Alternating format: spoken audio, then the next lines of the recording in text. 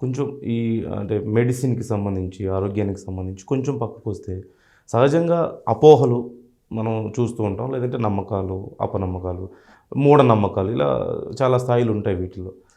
అది అన్ని రంగాల్లోనూ ఉంటాయి. అలాంటి నమ్మకాలు సహజంగా అన్ని రంగాల్లోనూ కనపడుతూ ఉంటాయి.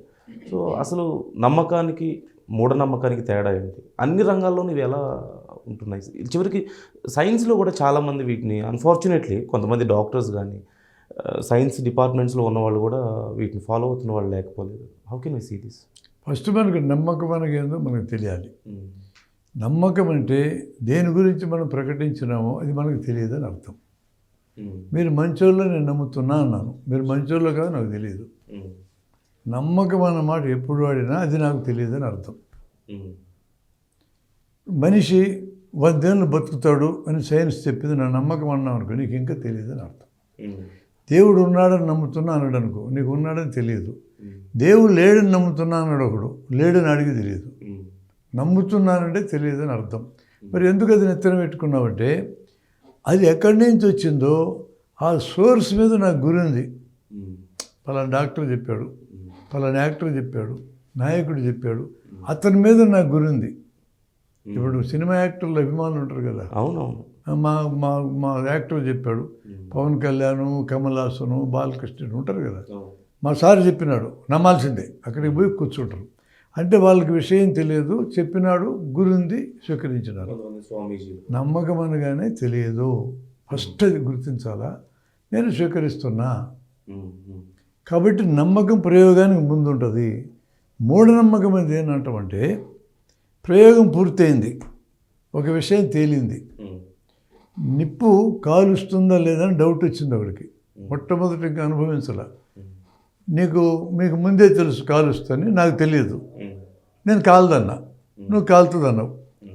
నమ్మకం కాదు, నాకు కాలుతుంది తెలుసు అన్నావు, మరి నీదేందన్నా, నాకు కాలుతుందని కాలదని నమ్మకం అన్నా. నేను 2 నమ్మకాలను పరీక్ష పెట్టు, నిప్పు తీసుకురా, చేతికి తొడుగు లేకుండా 30 సెకండ్ల నిప్పులో చేయబెట్టు, తేలిపోద్ది కదా, ఇద్దరికీ కాలుతుంది.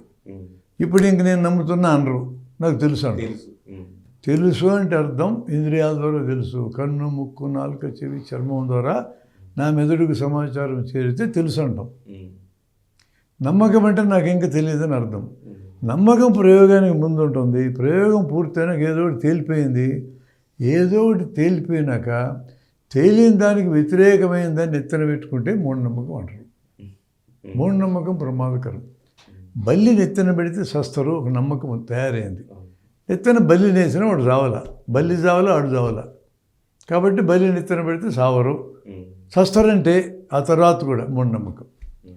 పిల్లి ఎదురైతే కాలు ఎరగద్దు అన్నాడు ఒకడు, నమ్మకం స్టార్ట్ అయింది. పిల్లి ఎదురైంది, కాలు ఎరగల. అది కానీ సరైనది అయితే పిల్లి ఎదిరినప్పుడల్లా కాలు ఇరగాల, కాలు ఇరిగినప్పుడల్లా పిల్లి ఎదురు కావాలా.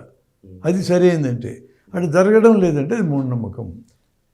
పప్పు తింటే చీమ పడుద్ది అన్నాడు ఒకడు, పప్పు తిన్న చీమ పట్టల, పట్టకపోక బాగా గాయం మానింది, కాబట్టి మూఢనమ్మకం అయింది. ప్రయోగం తర్వాత మూఢనమ్మకం ఉంటుంది, ప్రయోగానికి ముందు నమ్మకం ఉంటుంది. కాబట్టి నమ్మకాలను మనం ప్రశ్నించాం, ఎవరి ఇష్టం వాడిది, మా నమ్మకం మాది అంటారు. దేవుడు నేను నమ్ముతున్నట్టే నమ్ముకో, నాకేం అభ్యంతరం లేదంటాం. ప్రయోగం దేవుడి గురించి ఏం ప్రయోగం జరగల, సైన్స్ ఆ ప్రయోగం చేయలా. దేవుడు అన్న ప్రయోగం నాకు అక్కర్లేదు పోను సైన్స్. మీ సైన్స్ కోట్లాది పేజీలు ఉంది కదా, ఒక చోట కూడా దేవుడి గురించి ప్రసక్తి లేదు. ఎందుకు లేదంటే నా సబ్జెక్ట్ కాదు బాగున్నది, దేవుడు నా సబ్జెక్ట్ కాదన్నాక అది నమ్మకం ప్రేమ. ఉన్నాడు లేడు ఎవడు ఇష్టం వాడిది. నమ్మకం ప్రేమలో ఎవడు మాట్లాడడం, ఎవడు మాట్లాడకూడదు. మూఢనమ్మకం ప్రేమలోకి వచ్చినాయి అనుకోండి, ఇందాక చెప్పిన బల్లి పడేది, పుట్టుమతుల శాస్త్రం, హస్త సాముద్రికము, భవిష్యత్తు చెప్పడం, ఈ బ్యాచ్ అంతా మూఢనమ్మకాల బ్యాచ్. అది అక్కడెక్కడా ప్రూఫ్ లేదు వాడికి. బట్ అన్ఫార్చునేట్లీ మన ఇస్రో శాస్త్రవేత్తలు ఒక ప్రయోగం చేసే ముందు దానికి సంబంధించి ఫైల్స్ తీసుకెళ్ళి తిరుమల శ్రీవారి పాదాల దగ్గర పెట్టి పూజలు చేస్తున్నారు కదా, దాన్ని ఎలా చూడాలి? దానికి కారణం ఏంటంటే సైంటిస్ట్ అతను తను చేసే పని అక్కడ సైంటిఫిక్గా చేస్తాడు. సైంటిఫిక్గా చేసిన పని దగ్గర శాస్త్రీయ దృక్పథం కూడా ఉంటుంది, ఆ రంగంలో ఉంటుంది. ఈ దేవుణ్ణి నమ్మడం, సులూరుపేట శంగాలమ్మకు పూజ చేయటం, లేదా వెంకటేశ్వర పాదాలు ధరిపెట్టడం, అది అతనికి ఫిలసాఫీకి సంబంధించిన విషయం. ఫిలాసఫీ అతనికి తెలియదు, అందుకని అక్కడ మూఢనమ్మకాలు పెట్టుకొని ఉన్నాడు. మనిషి విడదీసి చూడాలి. చాలా సింపుల్ ఇది. మా డాక్టర్ ఒక అతను ఆపరేషన్ థియేటర్లో వెంకటేశ్వర స్వామి బొమ్మను పెట్టుకున్నాడు. నమస్కారం పెట్టి ఆపరేషన్ చేస్తాడు. అది ఆయన నమ్మకం. నేను క్వశ్చన్ చేయను దాన్ని.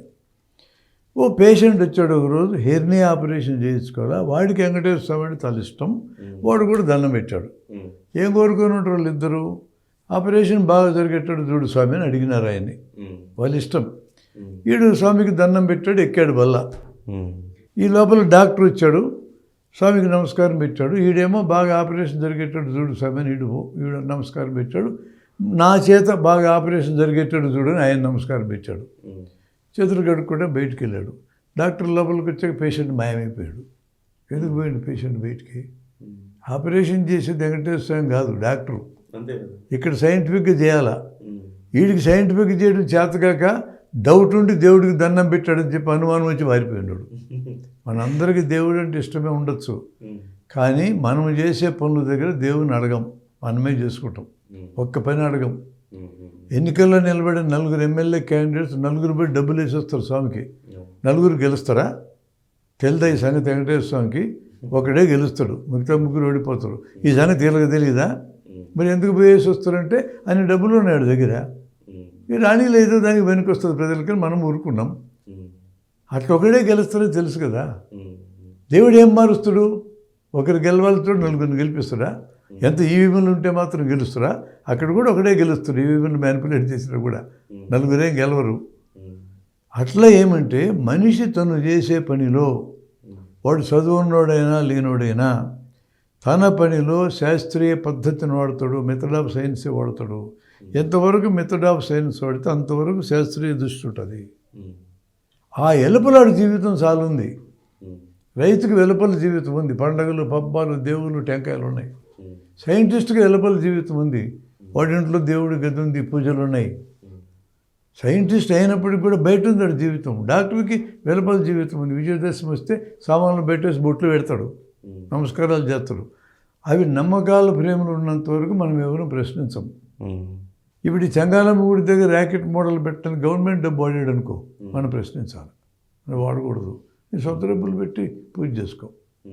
అతను మోడల్ పట్టుకెళ్ళి చేస్తారు, ఒరిజినల్ పట్టుకెళ్ళాడు అతను కూడా, అంతవరకు కరెక్టే. అట్లే అధికారులు ఉన్న వాళ్ళు, రాజ్యాంగం మీద ప్రమాణం చేసినటువంటి ఈ రాజ్యాంగం లౌకిక రాజ్యాంగం. ఈ లోకం గురించి మాట్లాడాలి. మతానికి రాజ్యాంగం సంబంధం లేదనేది లౌకికం అంటే అర్థం. మత అలవాట్లు ఉన్నటువంటి ప్రజాప్రతినిధులు వెళ్ళి గవర్నమెంట్ డబ్బులతో సెక్యూరిటీ తీసుకొని, గవర్నమెంట్ డబ్బులతో రైలు ఎక్కి, గవర్నమెంట్ డబ్బులతో విమానం ఎక్కి వాళ్ళు పోయి దేవుళ్ళ దగ్గర కూర్చోవడం హక్కు వాళ్ళకి లేదు. సొంత డబ్బులు పెట్టుకోపోవచ్చు. ఎవడు పాటిస్తున్నాడండి ఇక్కడ ప్రజాస్వామ్యం పాటిస్తున్నారు. తప్పది, అటు చేయకూడదు. వాళ్ళు నెహ్రూ పాటించినాడు. ఆయన గవర్నమెంట్ డబ్బులు ఎక్కడికి పోలే, అసలు గుళ్ళకి, మసీదులకి, చర్చిలకి పోలే ఆయన. అట్లాగానే ఆయన దేవుడికి వ్యతిరేకమా? కాదు. ఏ దేవుడినైనా ఎవడైనా పూజించుకొని హక్కు ఇచ్చినారు రాజ్యాంగంలో, పూజించకపోండి అన్నాడు. నేను రాజ్యాంగ అధినేతగా, రాజ్యాంగ ప్రతినిధిగా లౌకికంగా ఉండాలంటే నేను మతాన్ని ఎత్తన పెట్టుకోకూడదు అనుకున్నాడు. ఈరోజు అట్టటోళ్ళు నీకు కనపడతారా? ఒకటి కనపడ్డు. మళ్ళీ ఆయన తిట్టుకుంటూ కూర్చుంటారు అంతా, నెహ్రూని ఇది మహాద్రోహం చేసినట్టు. అట్లా ఉంటుంది. జనాన్ని అర్థం చేసుకోవడంలో మనం పొరపాటు పడకూడదు, విడదీసి చూడాలి. అతను సైంటిఫిక్ యాక్టివిటీ వేరు, అతను మిగతా జీవితం యాక్టివిటీ వేరు. ఇక్కడుంది మూఢనమ్మకాలు. సో డాక్టర్ గారు, అంటే ఈ విషయం గురించి పూర్తిగా మనం డిస్కస్ చేసుకుంటూ పోతే చాలాసేపు టైం పడుతుంది. బట్ బేర్లీ మీ ఒపీనియన్ కానీ లేదంటే బేసిక్ నాలెడ్జ్ నేను చెప్పమని అడుగుతున్నాను దీని గురించి. అంటే మీరు అన్నట్లు సైన్స్ గురించి మాట్లాడుకుంటే, సైన్స్ అనేది ఇక పరిపూర్ణమైనటువంటి స్థాయిలో ఉందా అంటే కాదు. It's always growing. ప్రతిరోజు ఏదో ఒకటి కనుక్కుంటూ ఉంటారు. అది ఎండ్లెస్ గ్రోయింగ్ అనేది ఉంది అక్కడ కనిపిస్తుంది. అట్ ద సేమ్ టైం ఇటు స్పిరిచువల్ వేలో స్పిరిచువల్ వేలోనో లేదంటే కొంతమంది మన పురాణాలు ఈ కోణంలో కొంత మాట్లాడుకుంటేనేమో వాటి గురించి ఒక్కొక్కరు ఒక్కో రకమైన, కొంతమంది నమ్మండి అంటారు, కొంతమంది ఏమో కొంచెం ఇలా ఆలోచించండి అని చెప్పేవాళ్ళు ఉన్నారు, కొంతమంది చదివి తెలుసుకోండి అనేవాళ్ళు ఉన్నారు. ఇలా రకరకాలు ఉన్నాయి. బట్ మన పురాణాలకు సంబంధించో అక్కడ ఉన్నటువంటి కొన్ని విషయాల మీద మేబీ కొంత రీసెర్చ్ ఇంకా బాగా జరిగితే బాగుండు అనే అభిప్రాయం ఉన్న వాళ్ళు కూడా కొంతమంది, అంటే మిక్స్డ్ ఒపీనియన్ ఉన్న వాళ్ళు కూడా ఉన్నారు. సో ఈ పురాణాలు, దేవుళ్ళు, దెయ్యాలు ఈ కాన్సెప్ట్లో అక్కడితో ఆపేయవచ్చా? ఇవన్నీ నమ్మకాలే అని ఆపేయవచ్చా? లేకపోతే కొంచెం డీప్ రీసెర్చ్ చేస్తే మేబీ బెటర్ రిజల్ట్ ఉంటుంది అనుకోవచ్చు అంటారు? మనకు అసలు ఫస్ట్ సైన్స్ అంటే ఏందో అర్థం కావాలి. గత 400 ఏళ్ళుగా సైన్స్ అనే ఈ బాడీ చాలా డెవలప్ అయితే వచ్చింది. సైన్స్కు మూలాలు ఎక్కడ ఉన్నాయని మీరు అడిగితే మానవ జాతి పుట్టినప్పుడే ఉన్నాయి. తెలుసుకోవటం అనేది దాంతో నుంచి కదా సైన్స్ మొదలవుతుంది. క్వశ్చనింగ్లోంచి మొదలవుతుంది. వాడి జీవితమే క్వశ్చన్. బతకాలంటే ఆహారం కావాలా, భద్రత కావాలా. ఆహారం భద్రత కోసమే కదా 3 లక్షల ఏళ్ళు వలసలు జరిగినాయి. కాబట్టి మనిషి పుట్టినప్పుడే సైన్స్కి కూడా పునాది పడింది. ఈరోజు సైన్స్ అని దేని పిలుస్తున్నామని మనం చూస్తే వాస్తవం అనే ఒక పదంతో స్టార్ట్ అయ్యాం మనం. వాస్తవం అంటే ఉన్నది అని అర్థం. స్తవం అన్నా వాస్తవం అన్న అర్థం ఒకటి. ఇంత పెద్ద యూనివర్స్లో 10,000 కోట్ల కాంతి సంవత్సరాలు వ్యాసము కలిగిన ఈ యూనివర్స్లో కోట్లాది గెలాక్సీలో కోట్లాది నక్షత్రాలు ఉన్నాయి. అట్లాంటి ఒక నక్షత్రం మన సూర్యుడు. ఇంత పెద్ద యూనివర్స్లో ఉండేది పదార్థ రూపాలు, శక్తి రూపాలే. ఇక మూడోది లేదు. పదార్థం శక్తిని వాస్తవం అని పిలుస్తాం. పదార్థం అంటే అది స్పేస్లో ఉంటుంది, శక్తి అనేది కాలంలో ఉంటుంది. అవి 2 కొలమానాలు. వాస్తవం నుంచి మన ఇంద్రియాల ద్వారా కన్ను, ముక్కు, చెవి, నాలుక, చర్మం అనే జ్ఞానేంద్రియాల ద్వారా మెదడులో ఒక ఏరియాకు పోయి సమాచారం పడుతుంది. వాటిని ఇంద్రియానుభూతి కేంద్రాలు అంటాం. దృశ్యానికి సంబంధించిన కేంద్రం ముచ్చనగుంటలో మెదడు దగ్గర ఉంటుంది. ఏరియా 17, 18, 19 అంటారు. చెవికి సంబంధించిన ధ్వని కేంద్రం ఈ పెరైటల్ ఏరియా దగ్గర ఉంటుంది. ఏరియా 22, 23 అంటారు. చర్మం నుంచి సమాచారం మొత్తము ఏరియా 3 అనే దగ్గర పడుతుంది. ఇక్కడ పడుతుంది. అందులో బొట్నేలకి 2 ఇంచుల ఏరియా కేటాయించబడినది. చాలా కీలకమైనది ఇది. పిడికిలు వస్తుంది ఇట్లా, జంతువులకు రాదు. పిడికిలు పట్టడమే మానవ జాతిని మార్చింది. పిడికిలి స్వరపేటగా స్ట్రైట్గా నిలబడ్డం, ఈ 3 మార్చినాయి. ఈ పిడికిలకి అంత ఏరియా కేటాయించబడ్డది. అక్కడ నుంచి వచ్చిన సమాచారం మెదడులో జ్ఞాపక శక్తి కేంద్రం ముందు వైపుది అక్కడికి వస్తుంది. అంటే సమాచారం వచ్చేసింది. సమాచారం 2 రకాలుగా వస్తుంది ఇంద్రియాల ద్వారా. అక్కడ ఎట్లా ఉన్నదో అట్లా రావచ్చు, అక్కడ ఉన్నది అట్లా కాకుండా ఇంకో రకంగా వచ్చి పడవచ్చు. మనకి ఉదాహరణలన్నీ మనకు తెలుసు. ఎండమావులు చూస్తాం, నీళ్ళు ఉన్నాయి అనుకుంటాం. అక్కడ నీళ్ళు లేవు, కానీ నీళ్ళలోనే అనిపించింది. ఉన్నది ఒకటైతే ఇంకోటి పడ్డది. సముద్రం ఒడ్డు నిలబడితే సముద్రంలోంచి సూర్యుడు లేచి వచ్చినట్టు కనపడుతుంది. సూర్యుడు లేచి రావడం వల్ల భూమి తిరుగుతూ ఉంది. ఉన్నదేంటి? భూమి తిరగడం. కనపడదేంటి? సూర్యుడు లేచి వచ్చాడు. మనం ట్రైన్లో కూర్చున్నాం, పక్క ట్రైన్ కదిలింది, మన ట్రైన్ కదిలింది అనుకుంటాం. ఉన్నది పక్క ట్రైన్ కదలడం, మనకు తెలియడం మన ట్రైన్ కదిలినట్టు. నీళ్ళల్లో స్కేల్ పెడతాం, స్ట్రైట్గా ఉండేది. అక్కడ ఉన్నది స్ట్రైట్ స్కేలు, కనపడేది వంగిన స్కేల్. నీళ్ళల్లో కాయిన్ వేస్తే కాయిన్ పైకి ఉన్నట్టు కనపడుతుంది. ఇట్లా అనేకం మనకి మన ఇంద్రియాల ద్వారానే ఉన్నది ఉన్నట్టు తెలుస్తుంది. ఉన్నది ఒకటైతే మరో రకంగా తెలుస్తుంది. ఈ రెంటినే జ్ఞానం అని పిలుస్తాం. తప్పు జ్ఞానం, రైట్ జ్ఞానం. రైట్ జ్ఞానం అంటే ఉన్నది ఉన్నట్టు పడాలి. తప్పు జ్ఞానం అంటే ఉన్నది ఒకటైతే ఇంకోటి పడాలి. సింపుల్. రైట్ జ్ఞానానికి సత్యమని ఇంకో పేరుంది. రాంగ్ జ్ఞానానికి, తప్పు జ్ఞానానికి అసత్యమని పేరుంది. సత్యమనే దానికి ఉన్న క్యారెక్టర్ని ప్రపంచవ్యాప్తంగా ఫిలాసఫర్స్ కొన్ని వేల ఏళ్ళ నాడే కనుక్కున్నారు. సత్యం సార్వత్రికం అనగా ఎవరికైనా, ఎక్కడైనా, ఎప్పుడైనా ఒకే రకంగా తెలుస్తుంది. అది జ్ఞానమే. ఈ జ్ఞానానికి ఈ క్యారెక్టర్ ఉంటుంది అన్నారు. అది ఎలా ఉంటే అలా పడడం అనేది. నిప్పుకు కాల్చే గుణం ఉన్నది అని నాకు తెలిసిందే అన్న. ఇది సత్యమా సత్యమా అన్న. ఇది సత్యం అన్నాం. ఎందుకని? ఎవరికైనా కాలుతుంది, ఎవరికైనా కాలుతుంది, ఏ రోజైనా కాలుతుంది. ఈ భూమి మీద మనిషి ఉన్నంతకాలము, నిప్పు ఉన్నంతకాలం కాలుతుంది. కండిషన్స్ ఏందని అడిగాం. చేతికి తొడుగు ఉండకూడదు, 30 సెకండ్లు చేతిలో పెట్టాలి.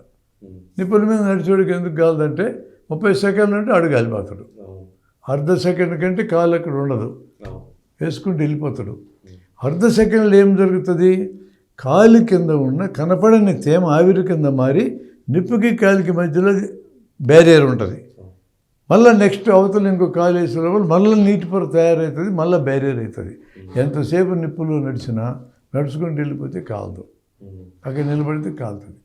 నిప్పు కాల్చే గుణం ఉన్నది అని కండిషన్స్ చెప్పి తొడుగు లేకుండా పెట్టాలి, 30 సెకండ్లు పెట్టాలి, కాలుతుంది. ఇంక తిరుగులేదు దీనికి. ఈ రకమైన జ్ఞానం మనిషిని బట్టి మారదు, ప్లేస్ని బట్టి మారదు, కాలాన్ని బట్టి మారదు అని మనిషి తెలుసుకున్నాడు. అంటే తెలుసుకోబట్టే ఇది ఆహారంగా పనికి వస్తుంది. ఎవరు తిన్నా కడుపు నిండుతుంది, ఎక్కడ తిన్నా కడుపు నిండుతుంది, ఎప్పుడు తిన్నా కడుపు నిండుతుంది అని కనుక్కున్నాడు. ఆహారం తిని బతికాడు. ఈ కాయలు తింటే చచ్చిపోతారని కనుక్కున్నాడు. గన్నేరు కాయలు ఉన్నాయి ఉదాహరణకి, 4-5 కాయలు నల్లగొట్టుకున్న పప్పు అంతా తింటే చస్తారు అనేది ఎందుకు తెలుసుకున్నాడు? సావుకొని ఉండడానికి. అది తింటే ఆకలి తీరుతుంది ఎందుకు తెలుసుకున్నాడు? బతికొనడానికి. ఈ మూలికలు తింటే రోగాలు పోతాయి ఎందుకు కనుక్కున్నాడు? బతికొనడానికి. మనిషి బతికొనడానికి, సావుకొని ఉండడానికి సరైన జ్ఞానం ఎందుకు తెలుసుకోవాల్సి వచ్చింది? సరైన జ్ఞానం అంటే సత్యం. సత్యాన్వేషణ జీవిత అవసరం, అందుకని నేర్చుకున్నాడు. అట్లాంటి సత్యాలన్నిటినీ కలిపితే దాన్ని సైన్స్ అని పిలుస్తాం. అది సైన్స్ అంటే. అసత్యం అనేది కూడా అంత బలమైంది. ఒకసారి తప్పని తేలినాక అది రైట్గా మారదు. ఇప్పుడు నీళ్ళల్లో స్ట్రైట్గా స్కేల్ పెడితే వంగిందన్నమే ఎవరికైనా వంగినట్టు కనపడుతుంది, ఎక్కడైనా వంగినట్టు కనపడుతుంది, ఎప్పుడైనా వంగినట్టు కనపడుతుంది. అసత్యం అది. స్కేల్ వంగల.